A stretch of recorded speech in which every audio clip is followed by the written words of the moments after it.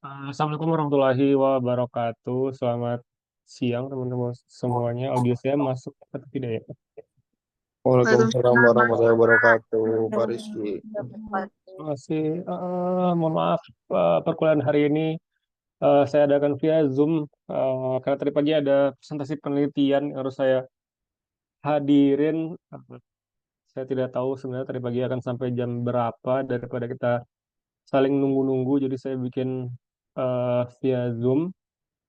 Eh, Tertampil di layar adalah kode. Mungkin masih ada yang belum menginput token, silakan segera diinput di akun siakannya masing-masing.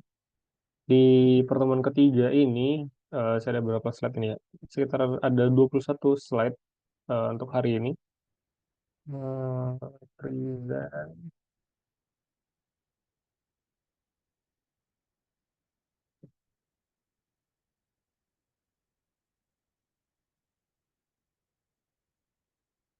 Saya akan ngampu atau melanjutkan topik pertemuan kita pada hari ini berkaitan dengan karakteristik dari pelayanan prima. Ini adalah materi dari minggu ketiga.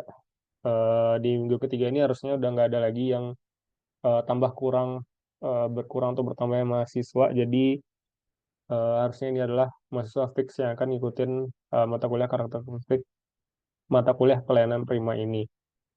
Untuk pertemuan kali ini, meskipun slide-nya cuma 21, saya ngambil dari beberapa referensi yang ada di sebelah saya. Paling cuma ada bukunya Cipcono. Ini saya ada edisi bukunya Pandi Cipcono, Pelayanan Service Management. Terus ada juga Barata Atep 2003, Dasar-Dasar Pelayanan Prima, Alex Media Komputindo, penerbitnya. Kemudian ada Rahmayanti Dina, Manajemen Pelayanan Prima. Eh, Kayak nggak ada di sini bukunya. Kemudian ada Daryanto Ismanto Setiabudi, 2014, Konsumen dan Pelayanan Prima. Paling baru, Fandi Cipsono punya edisi kelima tahun 2019 yang ngebahas mengenai service quality atau dalam hal ini topiknya masuk ke dalam pelayanan prima. Keempat ini punya kurang lebih setelah saya review itu punya pembahasan yang sama ketika berbicara tentang karakteristik dari si pelayanan prima. Poin garis besarnya itu saya ambil dari Darmayanto sama Barata. Darmayanto sama Barata, kemudian dua sumber ini itu masuknya sebagai sumber-sumber tambahan supaya tetap ada satu garis lurus. Empat buku itu paling tidak dia bilang bahwa bentuk pelayanan prima itu ya seseorang pemberi layanan, baik itu pegawai kah atau dalam hal ini eh, seorang individu kah, itu wajib untuk memperlakukan sikap yang ramah, senyum, sopan, cepat, terbuka, dan tanggung jawab. Versinya Daryanto, pelayanan prima itu tidak terlepas dari empat komponen pentingnya adalah karakteristik dari si pelayanan prima tersebut. Nah, sayangnya si Daryanto ini tuh nggak begitu, penjelasannya agak-agak membingungkan kalau saya baca Daryanto. Jadi penjelasannya itu saya ambil kebanyakan darinya buku Barata. Sama di Barata juga ngebahas tentang ada attitude, ada attention, ada action. Antisipasi itu cuma ada di bukunya si Daryanto. Saya mulai pertama dari si attitude terlebih dahulu. Attitude atau bahasa Indonesia berarti adalah sebuah sikap. Ini merupakan poin utama atau indikator utama dari konsep pelayanan yang diberikan oleh seseorang. Dalam bukunya, si Daryanto itu bilang bahwa sikap itu bukan sesuatu yang dibawa sejak lahir, tapi dibentuk dari lingkungan hidupnya. Artinya, sikap itu bisa berubah, sikap itu bisa dikondisikan tergantung dengan lingkungan-lingkungan dia di mana dia dibentuk. Mungkin atau lingkungan-lingkungan di mana dia akan berperan di dalam hidupnya tersebut. Mungkin dia awalnya adalah saya ambil contoh mungkin dia mahasiswa eh, lembaga dakwah kampus LDK, atau dia adalah mahasiswa yang aktif di bidang eh, kesehatan, mungkin mungkin ada sikap yang berbeda antar satu sama lain. untuk menciptakan kesan atau attitude yang baik, pegawai wajib menggunakan bahasa yang sopan, cekatan dalam menangani keluhan dan menjadikan pelanggan seorang raja. Versinya Barata, ini versi poin terakhir nih, pelayanan prima berdasarkan sikap itu dilihat dari tiga sisi. Dilihat dari pelayanan dengan penampilan yang serasi. Ini saya verbatim, saya tidak verbatim, ini benar-benar dia tulisnya seperti itu. Penampilan serasi, pelayanan dengan pikiran yang positif, pelayanan dengan sikap yang menghargai. Kita mulai dari yang pertama, pelayanan dengan penampilan yang serasi. Dalam referensi yang saya dapatkan itu dia bilang bahwa penampilan ini adalah gaya penampilan yang ditonjolkan secara fisik dengan memadukan keadaan sosok diri, citra rasa diri, mode, serta kepantasan. Referensi buku yang lainnya, dia lebih lengkap tuh. Pelayanan dengan penampilan serasi itu dipengaruhi oleh 6 faktor. Yang pertama itu adalah dari sisi kepribadiannya sendiri, dari sisi individunya sendiri. Mungkin dari rasa atau mungkin eh, taste yang disukai oleh si individu tersebut, rasa atau estetikanya seperti apa. Kemudian yang kedua ada dari tingkat atau jenis pendidikan. Tingkat atau jenis pendidikan mencerminkan bagaimana seseorang itu berpenampilan. Kemudian ada dari bidang pekerjaan. Bidang pekerjaan berarti mungkin ini dikarenakan ada kebutuhan-kebutuhan tertentu, misalkan kalau mungkin pekerja yang berada dalam lingkungan yang sedikit berbahaya, misalnya maka perlu ada topi untuk melindungi kepala, mungkin perlu ada sarung tangan untuk melindungi tangan, mungkin perlu pakai sepatu boot misalkan. Itu juga bagian dari bidang pekerjaan. Kemudian ada kedudukan dalam pekerjaan, apakah dia biasanya cuman masih baru di dalam staff level bawah kah, atau dia seorang manajer misalkan. Tapi ini biasanya kalau di Indonesia itu eh, kebalik. Misalkan kalau di perusahaan saya dulu, misalkan ada mahasiswa yang magang, tapi dia mahasiswa magang tapi bawa pakaiannya sangat-sangat bagus, misalnya sangat-sangat branded. Selain kita yang karyawan mungkin karena duitnya pas-pasan, jadi pakaiannya tidak tidak begitu mencolok, pakaian-pakaian biasa saja misalkan. Kemudian ada keluasan pergaulan. Seberapa sering mungkin dia bertemu dengan orang banyak. Mungkin dia punya eh, lingkup atau bukan lingkup, atau mungkin punya jangkauan pergaulan yang lebih luas. Teman-temannya mungkin nggak hanya orang dari satu daerah saja misalkan. Mungkin teman-teman dia punya teman di negara yang berbeda misalkan. Kemudian dari tempat kerja dan jenis kegiatan, tempat kerja dan jenis kegiatan itu hampir sama kayak bidang pekerjaan mereka yang mereka geluti seperti apa. Jadi serasi versinya Barata itu tidak harus bagus, tapi serasinya sesuai dengan eh, perlu atau tidaknya pekerjaan tersebut, perlu atau tidaknya pakaian dipakai dalam pekerjaan tersebut. Pakaian seperti apa yang perlu dipakai untuk pekerjaan tersebut.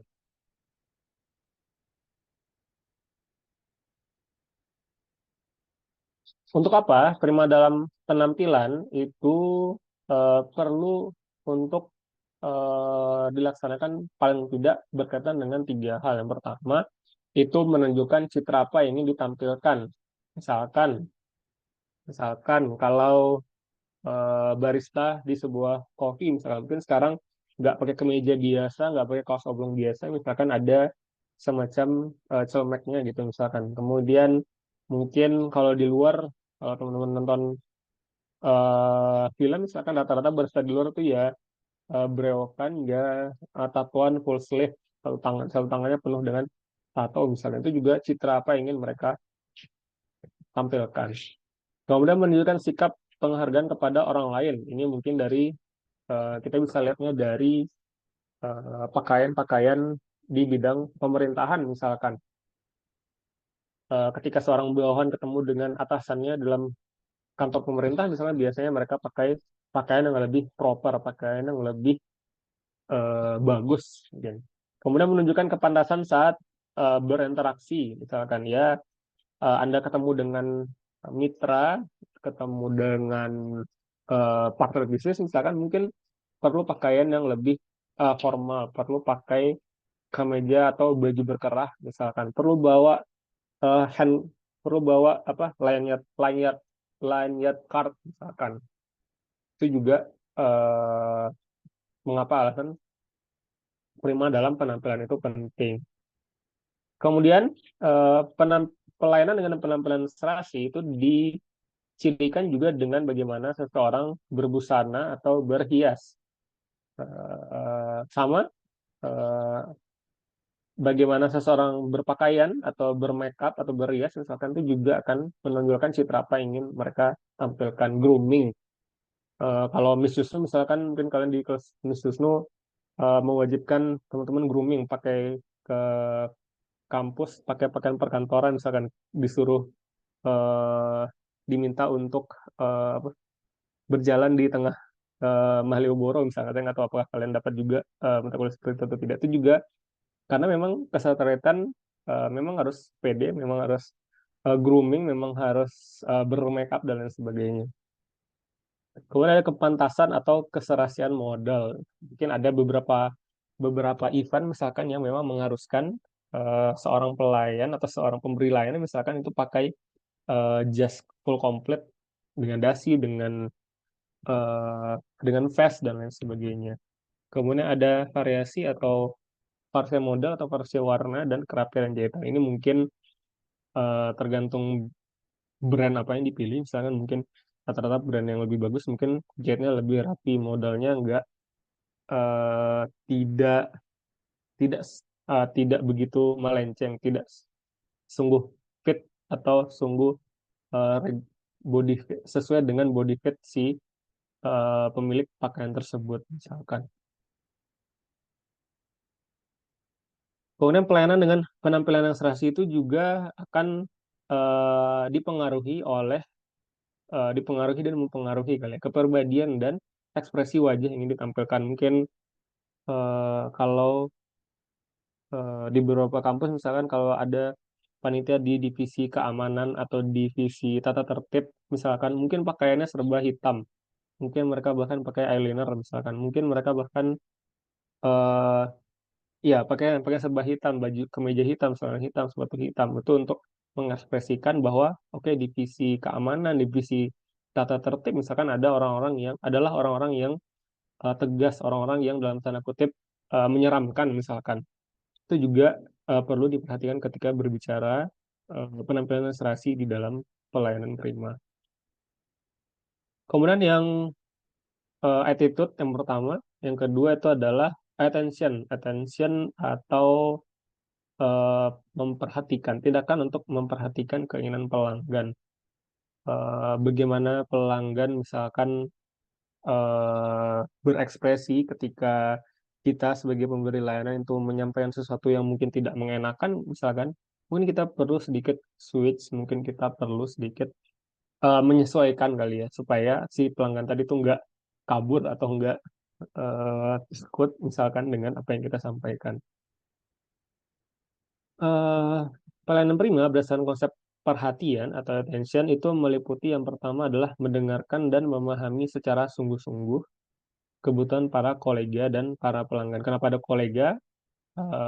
Karena balik lagi, nanti saya di slide ini deh. Pelayanan prima itu ada yang pelayanan kepada internal, ada yang pelayanan pelayanan kepada eksternal. Saya keep dulu itu di sana. Mengamati dan mendengar perilaku para kolega dan pelanggan, kemudian mencurahkan perhatian penuh pada kolega ataupun pelanggan. Ini bagian dari eh, pelayanan prima berdasarkan konsep perhatian versinya Barata. Dari tadi ada kata-kata pelanggan, ada kata-kata konsumen, ada kata-kata mungkin bisa disebut juga sebagai pembeli misalkan. Versinya Cipcono ini dari Cipcono, eh, pelanggan atau dalam milik konsumen itu ketika dia bersikap mungkin dipengaruhi oleh beberapa hal. Di sini dia bilangnya dipengaruhi oleh 4 hal. Yang pertama, dari sisi budaya, baik itu dari sisi sub budayanya ataupun dari kelas sosial yang dimiliki oleh orang tersebut. Dari sisi budaya, dari sisi sub budaya dan misalkan sub budaya. Sub budaya itu turun dari budaya sesuatu yang tidak secara pasti tertulis dalam norma-norma yang umum. Misalkan mungkin suku budaya eh, orang-orang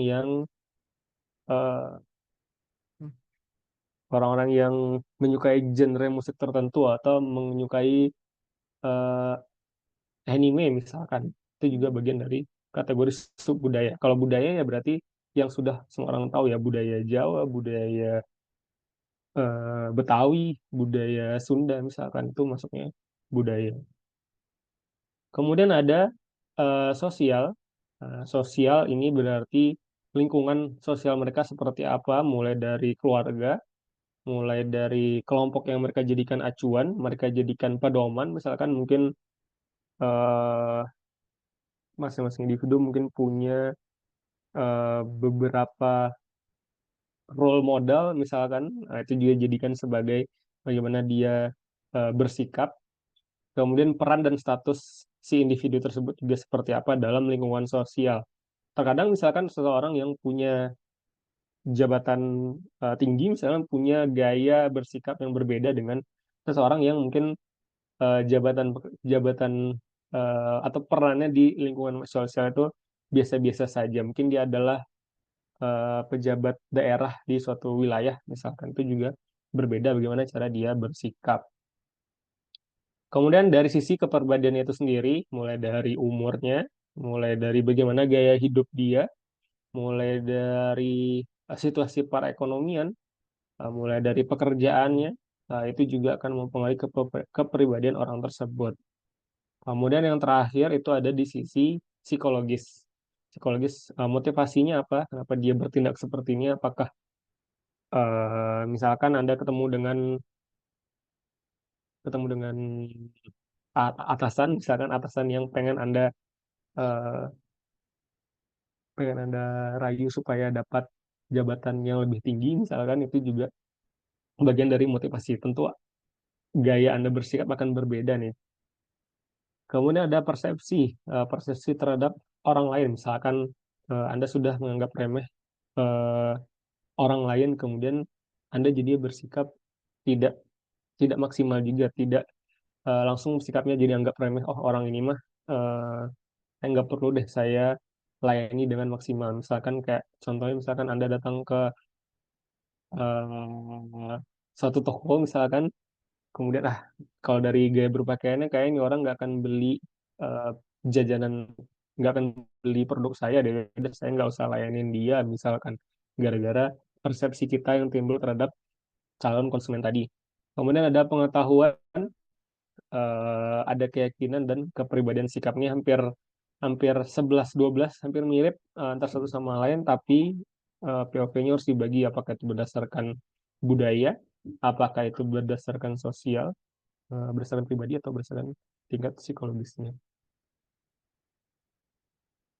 Kemudian ada action, ada attitude, ada attention, yang ketiga itu ada action. Action berarti mewujudkan tindakan apa yang diharapkan oleh si konsumen tersebut. Misalkan di sini saya ambil contoh mencatat pesanan pelanggan, kemudian mencatat kebutuhan pelanggan, kemudian menegaskan kembali kebutuhan pelanggan tersebut apa, kemudian mewujudkan kebutuhan pelanggan dan menyatakan terima kasih dengan harapan pelanggan kembali. Ini benar-benar saya tulis seperti dengan apa yang ditulis oleh Barata. Memang ini adalah konsep pelayanan penerima berdasarkan sisi tindakan atau action. Kemudian yang terakhir nih yang Barata itu nggak nyinggung sama sekali, nggak ada antisipasi. Ini hanya dari sumber yang pertama. Antisipasi berarti menyiapkan solusi dari segala kemungkinan yang terjadi. Misalkan Anda adalah perusahaan, Anda punya usaha jasa laundry misalkan. Kemudian ketika memberikan pelayanan harus mengantisipasi apakah jangan-jangan pegawai Anda eh, tidak sengaja merusak baju milik konsumen. Apa yang harus dilakukan? Apakah ambil contoh, apakah akan mengganti hasil cucian tersebut? Apakah gantinya berupa uang atau apakah membeli membeli baju yang sama membeli baju yang sama dengan apa yang dirusakin oleh karyawan Anda tersebut. Itu juga bagian dari antisipasi bagaimana memberikan pelayanan. Hubungan penyedia layanan dengan pelanggan. Dengan mengenali pelanggan, pelaku bisnis bisa tahu apa yang harus dilakukan dan dikerjakan dalam memberikan pelayanan yang tepat sesuai dengan apa yang diinginkan dan dibutuhkan oleh pelanggan. Kebutuhan pelanggan bisa berupa kebutuhan praktis dan kebutuhan emosional. Ini saya bagi sebenarnya. Eh, saya bagi ada kebutuhan praktis dan ada kebutuhan emosional. Kebutuhan praktis misalkan kebutuhan untuk komplainnya itu diselesaikan, masalah yang dihadapi oleh si konsumen itu diatasi. Mungkin kebutuhan untuk ketersediaan informasi nomor telepon misalkan, atau kebutuhan untuk informasi dari harga atau produk dan jasa yang teman-teman jual.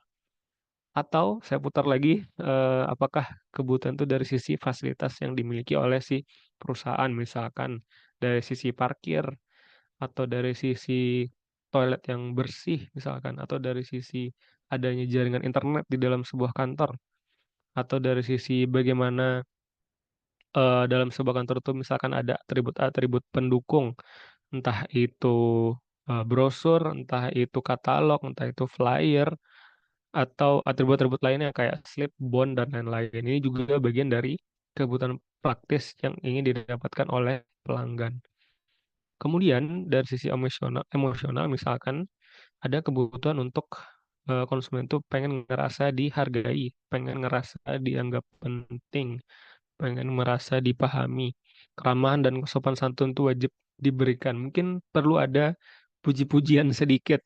Mungkin mereka karena mereka buru-buru, misalkan mereka mungkin pengen dapat informasi yang jelas, tepat waktu, pelayanannya tuh lebih cepat. Ini bagian dari kebutuhan emosional. Ini saya gak lupa dari 4 buku referensi saya tadi ini saya ambil dasarnya itu dari yang mana, tapi 4 tadi adalah buku-buku dalam saya membuat pertemuan di kali ini.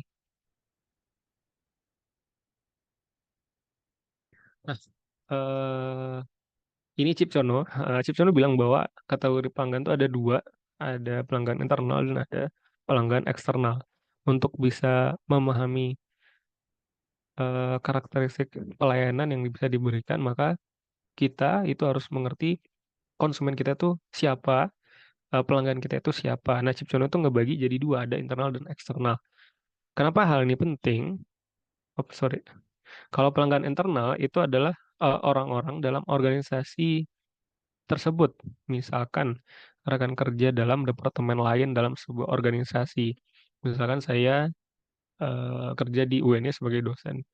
Kemudian saya pengen, atau misalkan Anda kerja di suatu perusahaan, kemudian pengen cuti misalkan. Mungkin Anda perlu mendapatkan pelayanan dari karyawan di divisi Human Research, di divisi HR misalkan. Maka itu adalah bagian dari, maka Anda adalah pelanggan internal dari perusahaan Anda tempat Anda bekerja misalkan. Kemudian kalau pelanggan eksternal berarti orang di luar organisasi yang lainnya tergantung Anda berbisnis dengan Anda karena pilihan mereka sendiri. Jadi kayak kalau saya mau nabung, saya akan milih bank misalkan. Saya akan milih bank, oke saya pengennya nabung di bank BCA misalkan. Itu karena saya memilih, saya pengen dapat pelayanan yang dijanjikan oleh pelayanan BCA. Kenapa saya tidak memilih bank-bank lokal misalkan atau bank-bank, ya bank-bank sifatnya kedaerahan misalkan. Mungkin karena saya ngerasa Bank Nasional lebih punya SOP, lebih punya standar pelayanan yang lebih baik dibandingkan dengan bank-bank yang berbasis kedaerahan misalnya. Kenapa hal ini penting? Versinya Cipcono ini buku pertamanya, dia bilang bahwa eh, kualitas pelayanan internal dalam hal ini adalah karyawannya itu akan sangat mempengaruhi bagaimana perusahaan bisa mendapatkan pertumbuhan pendapatan ataupun mendapatkan kemungkinan-kemungkinan lain yang lebih baru. Kenapa? Dia cerita di rantai laba-laba pelayanan ini. Ketika kualitas pelayanan internalnya baik, maka akan mengakibatkan kepuasan yang dirasakan oleh sisi karyawan. Ketika karyawan itu puas, maka dia akan loyal kepada si perusahaan tersebut. Dia mungkin akan mengambil effort yang lebih dibandingkan dengan job desk dia sendiri misalkan.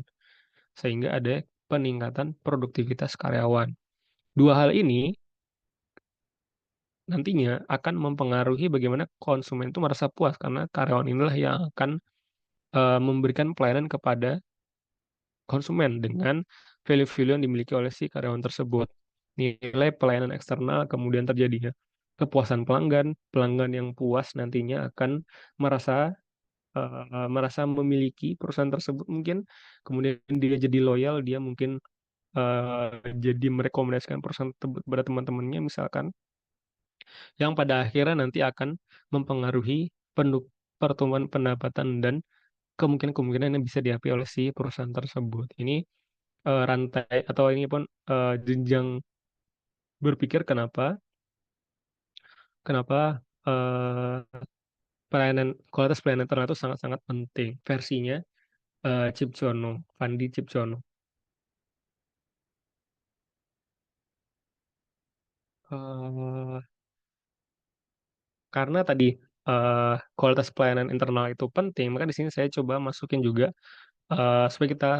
supaya kita bisa memuaskan pelanggan internal, kita mungkin harus mengerti apa yang diharapkan oleh pelanggan internal dan pelanggan eksternal. Misalkan kalau dari sisi pelanggan internal, misalkan ada kerjasama yang baik, ada kebersamaan yang baik dalam bekerja, timnya mungkin solid, timnya mungkin eh, tidak mampu bekerjasama dengan baik, sehingga misalkan kalau ada salah satu anggota tim yang kesulitan, mungkin bisa di backup terlebih dahulu. Yang kedua tuh bagian struktur, sistem, dan prosedur kerja yang jelas. Nah, di sini saya bagi ada sistem dan ada prosedur. Sistem berarti rangkaian kerja dan prosedur kerja, sedangkan eh, prosedur itu adalah ketika semua rangkaian dan prosedur kerja itu berkaitan satu sama lain. Jadi kayak ada standar operasional prosedurnya, ada SOP-nya yang jelas. Jadi kayak kalau Anda mengurus cuti, misalkan, oke, Anda mungkin harus ke divisi HR, nanti stafnya si Mister A, misalkan. Nanti dia yang akan mengurus cuti Anda di perusahaan tersebut, misalnya. Kemudian ada peningkatan kualitas SDM dalam peningkatan mutu kerja. Mungkin adanya pelatihan-pelatihan sehingga bisa membentuk karyawan yang lebih profesionalitas, yang lebih berintegritas, yang punya dedikasi dan loyalitas yang lebih tinggi. Kemudian ada hubungan sehat dan nyaman.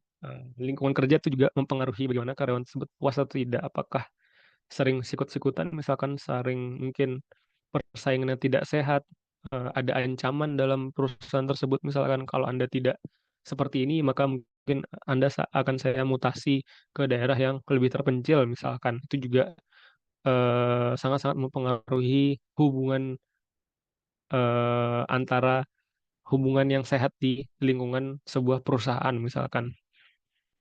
Aman dan tidak memunculkan konflik akan dapat menciptakan kualitas pelayanan dari sisi pelanggan internal. Dari sisi pelanggan eksternal, saya coba bagi menurut pertama itu adalah kemudahan dalam memperoleh barang dan jasa. Biasanya kemudahan ini itu didukung oleh eh, sesuatu yang sifatnya tangible atau terlihat, ada penampilan fisik, ada peralatan, ada personil. Contohnya misalkan ada gedung atau toko fisik, Anda beli online, mungkin Anda sedikit lebih percaya kalau dia punya toko fisiknya di daerah tersebut misalkan. Atau saya ambil contoh di pelayanan yang dilakukan oleh pemerintah, misalkan melalui pembuatan NPWP, kita nggak perlu datang ke kantor pajak, misalkan kita cukup daftarnya via online, nanti dapat EVIN-nya di online tersebut. Atau contohnya dari perusahaan, pelayanan dari perusahaan perbankan, berarti mungkin dia punya akses untuk melakukan transaksi via ATM, via website, via SMS, atau mungkin sekarang via mobile banking misalkan. Kemudian ada pelayanan 24 jam, ada call center saja, misal ada call centernya, misalkan ada admin yang akan selalu menjaga kita kalau ada pertanyaan. Kemudian ada mungkin pelayanan via telepon. Mungkin sebagian orang nggak nyaman kalau berhubungan via email, via chat, misalkan mungkin harus via call centernya misalkan. Atau di yang kedua, misalkan nih saya ambil dari Samsat, misalkan dia punya pelayanan satu pintu di Samsat tersebut, kita ganti kaleng di sana, kita bayar pajak tahunan di sana, eh, kita mau balik nama di sana juga misalkan, itu juga bentuk dari kemudahan dalam memperoleh barang dan jasa, bentuk dari pelayanan, dalam hal ini konteksnya adalah pelayanan dari pemerintah. Atau ada mobil pelayanan keliling, sama tuh kayak Samsat juga. Nah, itu juga pelayanan yang mempermudahkan, misal, sorry, bukan Samsat, tapi SIM keliling misalkan, yang mempermudahkan kita kalau kita pengen memperpanjang atau membuat SIM baru misalkan. Saat terakhir, mungkin ada beberapa pelanggan eksternal juga yang mengharapkan ada persyaratan-persyaratan tertentu dalam barang atau jasanya. Misalkan ada logo halal MUI misalkan, atau dari buku misalkan bukunya sudah punya ISBN. Dari jurnal misalkan ada DOI-nya, ada DOI-nya misalkan, ada kode-kode tertentu yang menandakan bahwa jurnalnya tuh valid atau tidak. Atau dari sisi bahan-bahan kosmetik misalkan ada label BPOM-nya, BPPOM-nya misalkan, itu juga harapan dari pelanggan eksternal dalam merasakan layanan. Kemudian mungkin sebagai pelanggan ya sewajarnya mungkin orang-orang sebagai pelanggan mungkin pengen harga yang kompetitif, mungkin ada special price untuk member, mungkin dia punya kartu loyalitas misalkan dengan member card, juga bagian dari harapan pelanggan eksternal. Kemudian mungkin pelayanan yang cepat, tepat, dan ramah. Ini contohnya misalkan pelayanan antar jemput. Anda punya bisnis laundry misalkan, si bisnis laundry tersebut punya layanan antar jemput ke pelanggan. Baju kotornya diambil, setelah bersih nanti diantar balik misalkan. Atau drive thru, ya drive thru berarti mungkin perusahaan makanan. Atau kayak UNY kemarin misalkan, mahasiswa baru yang dapat jaket alma mater setahu saya bisa diambil secara drive thru misalkan, cukup via halaman rektorat tuh nanti bawa mobilnya langsung dikasih jaket alma maternya misalnya, itu juga suatu bentuk pelayanan yang diberikan oleh UNY melalui cepat, tepat, dan ramah misalkan. Kemudian ada layanan purna jual nih, kayak after sale service-nya. Bagaimana bentuk after sale service-nya? Misalkan kayak tadi, Anda baru beli sesuatu produk, misalkan kemudian ternyata baru beberapa hari digunakan, ternyata produknya sudah sudah rusak atau sudah error misalkan. Kalau dengan ada layanan purna jual, mungkin mungkin ada kompensasi yang bisa didapatkan oleh si konsumen, oleh si pelanggan. Dari saya itu adalah eh, slide saya yang terakhir sebenarnya berkaitan dengan karakteristik dari pelanggan prima. Secara lengkapnya, saya rasa teman-teman bisa ngebaca sumber-sumber referensi yang ini. Saya nggak, saya tahu ini ada banyak versinya, terutama yang Cipcono ya. Barata mungkin nggak keluar lagi. Ini 2003 yang paling terakhir, sama dua orang di atas yang bisa juga dijadikan sebagai rujukan. Buku-buku ini sama-sama ngebahas atau punya topik mengenai karakteristik pelayanan prima, itulah yang coba saya padukan dalam slide presentasi saya kali ini. Eh, Sebelum saya akhiri, mungkin kalau ada yang ingin bertanya, boleh boleh raise hand berkaitan dengan topik pada pertemuan kali ini, itu saya persilahkan.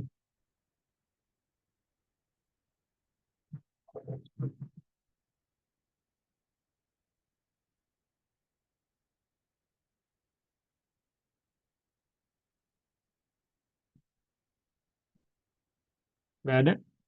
Kalau nggak ada, ini adalah token selanjutnya.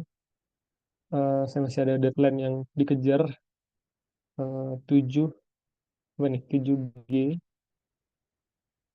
VU ini adalah token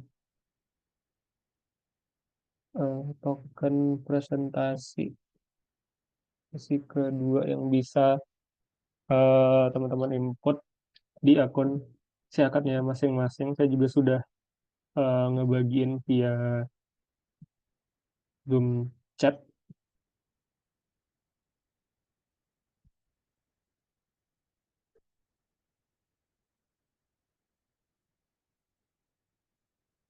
Hari ini masih belum ada tugas terkait dengan mata kuliah ini. Mungkin kalau tidak ada pertanyaan lagi, kelasnya akan saya akhiri saja. Wabillahi taufiq wal hidayah. Wassalamualaikum warahmatullahi wabarakatuh. Waalaikumsalam warahmatullahi wabarakatuh. Waalaikumsalam Makasih Pak Rizky. warahmatullahi Warahmatullahi wabarakatuh. wabarakatuh. Terima kasih. Mohon lanjutkan.